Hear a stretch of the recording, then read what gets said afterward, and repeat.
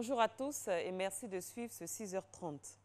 Le Cameroun, vainqueur de la Coupe d'Afrique des Nations 2017, les Lions indomptables l'ont emporté par 2-1 face à l'Égypte hier lors de la finale au stade de l'Amitié de Libreville, décrochant ainsi leur 5e titre continental, le premier depuis 2002.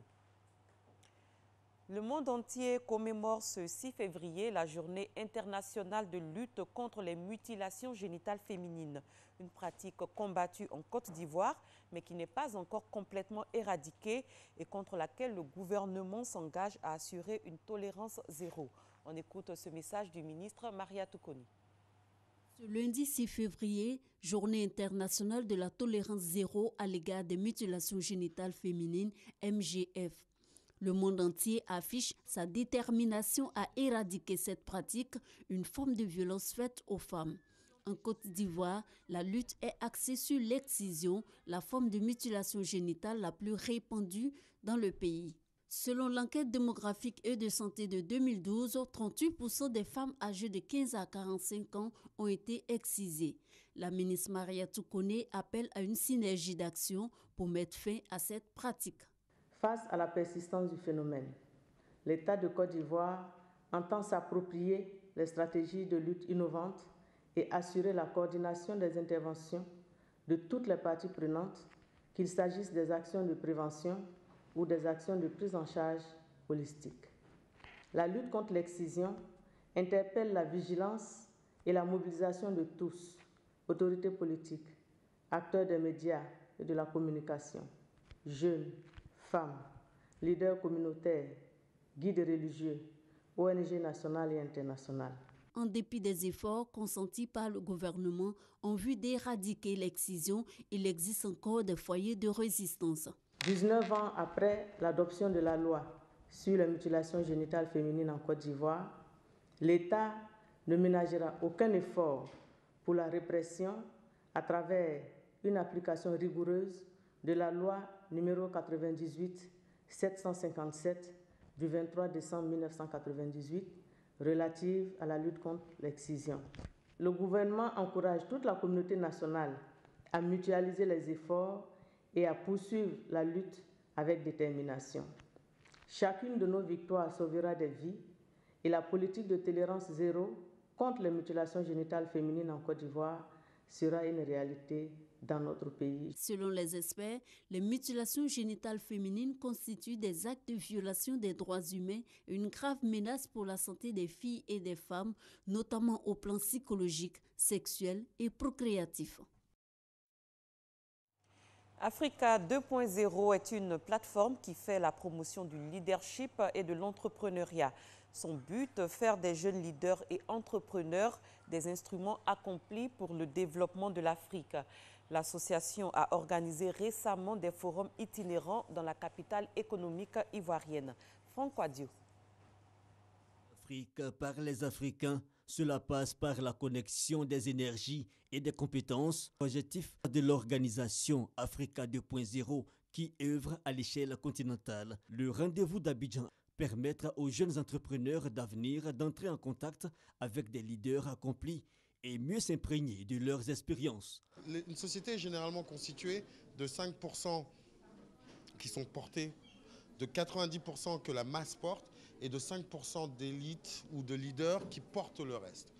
Si l'Afrique est capable de produire par un dialogue intergénérationnel un taux de leaders beaucoup plus important, mais tant quantitativement que qualitativement, là on aura vraiment une génération qui pourra devenir championne du monde. Et c'est parce que c'est l'enjeu aujourd'hui.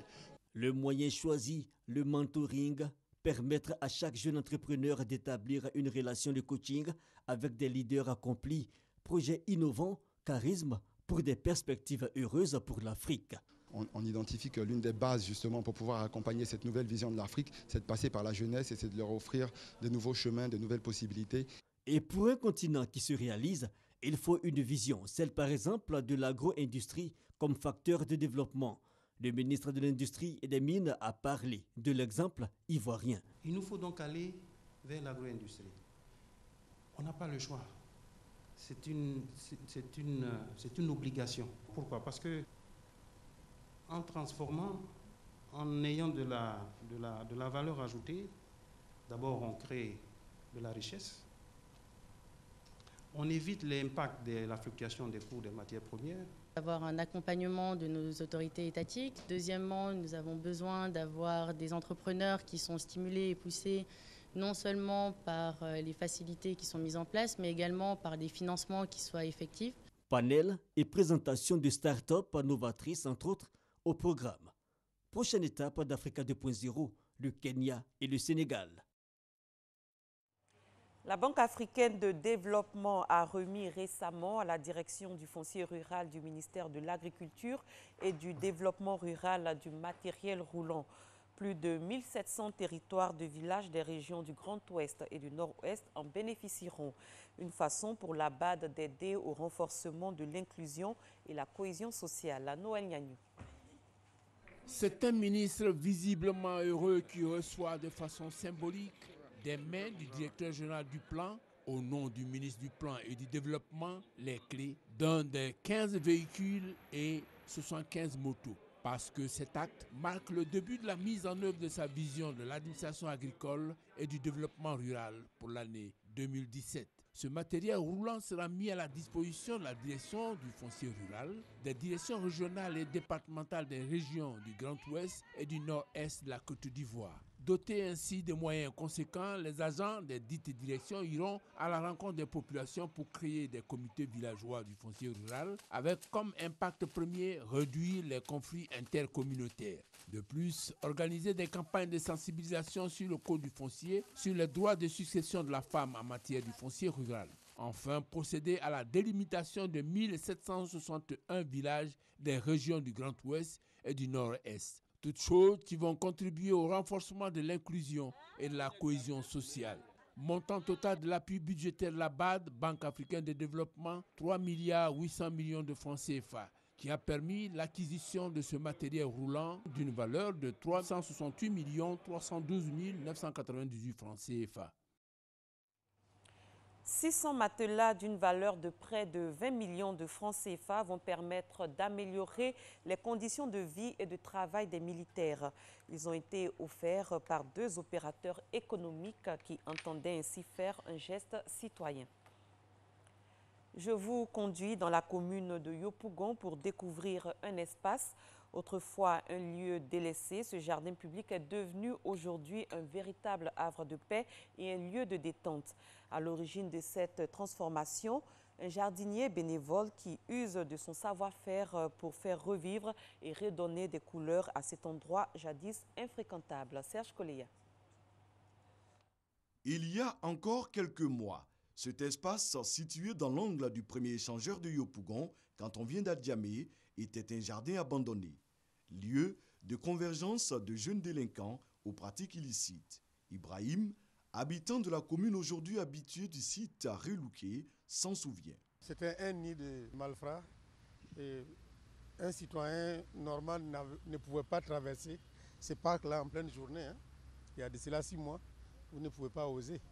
Le maître d'œuvre de cet endroit de repos qui baigne dans une atmosphère naturelle en pleine ville, c'est cet homme.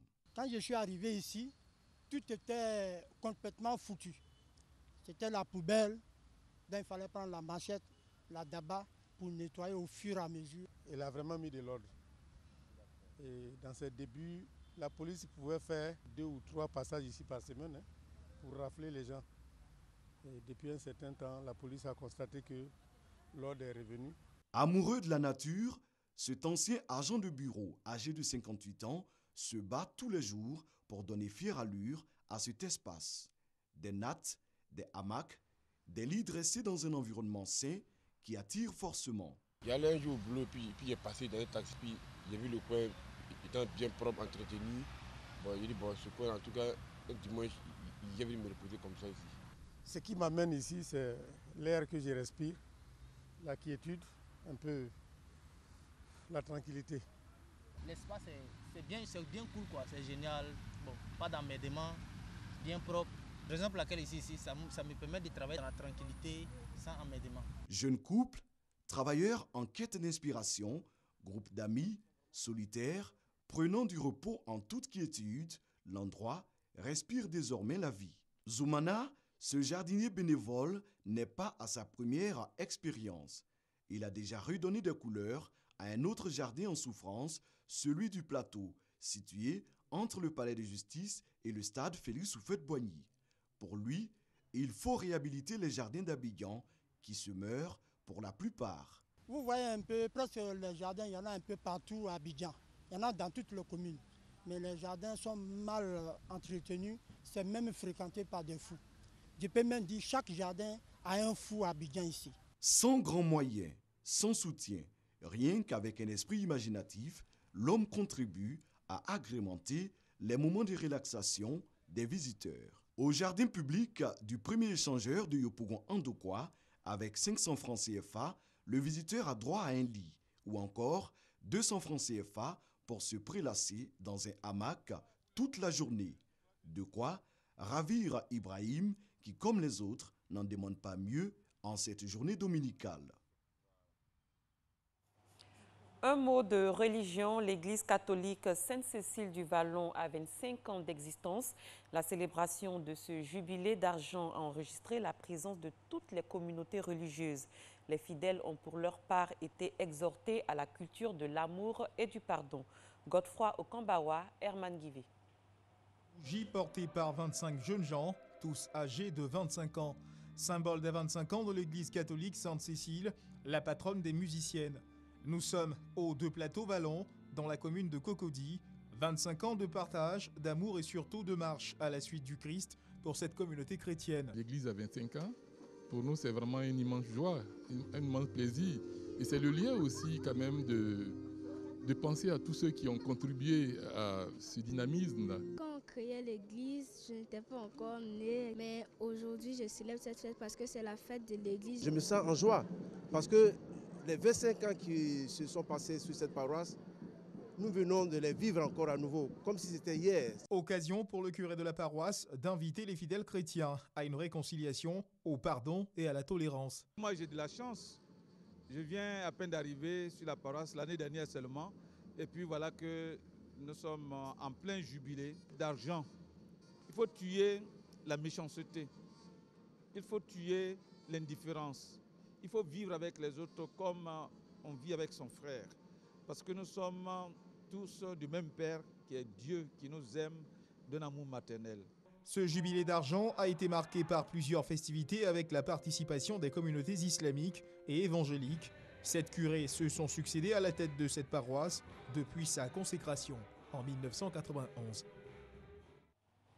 À l'étranger, en Turquie, un mois après l'attentat de la discothèque Rena d'Istanbul, qui a fait 39 victimes la nuit du 1er janvier, les forces de l'ordre ont arrêté hier au moins 400 personnes soupçonnées d'être liées à l'organisation État islamique.